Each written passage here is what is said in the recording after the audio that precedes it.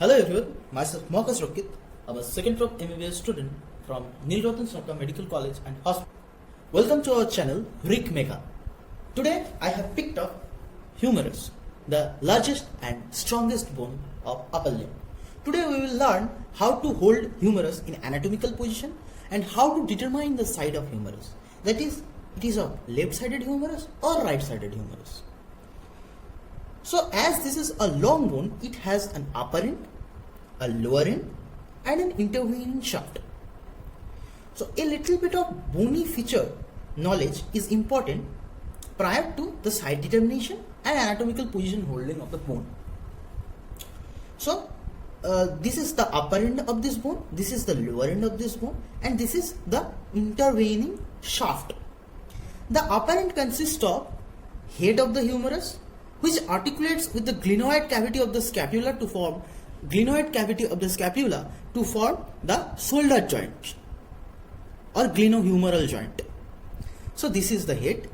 A constricted region just next to the head is neck, and this is the greater tubercle, this is the lesser tubercle, the small one, and in between them there is a groove. This is called intertubercular sulcus or bicipital groove. Why this is called bicipital groove? As this groove passes the tendon of biceps brachii, this is called bicipital groove. Now, this is my lower end. Lower end consists of medial epicondyle, lateral epicondyle, olecranon fossa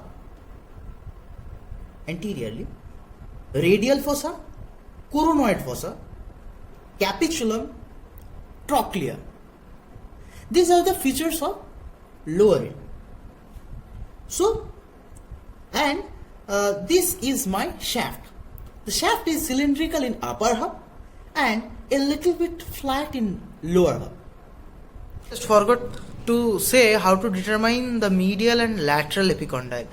Go for the larger one.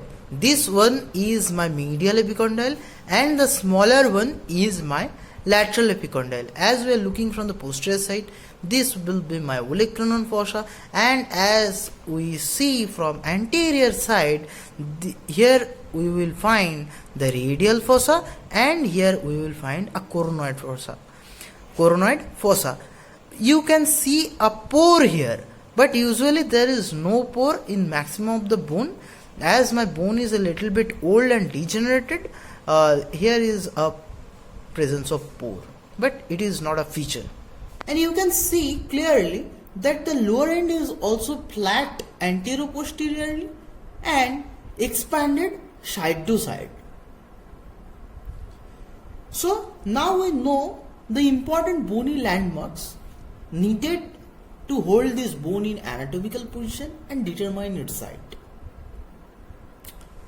So this is the head of humerus. You have to keep the head in such a way that it looks medially, a little bit backwards and a little bit upwards.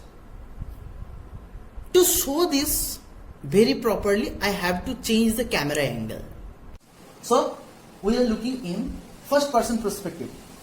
You are looking as if you are looking your bone in your hand. Okay, this is the camera angle I mentioned.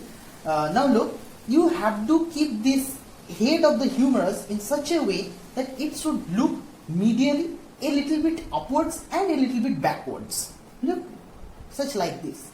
And look, this olecranon fossa should look towards yourself. That is, it should be posteriorly. And this medial epicondyle should be medially. So as I say, 3 points: superior, inferior. This is the upper end, it will be superiorly located. This is the lower end, it will be located inferiorly. Superior, inferior, medial, lateral. This is the medial epicondyle. You have to keep this medially. This is the lateral epicondyle. You have to keep this laterally. Anterior, posterior. This olecranon fossa demarcates posterior side, so this will be posteriorly.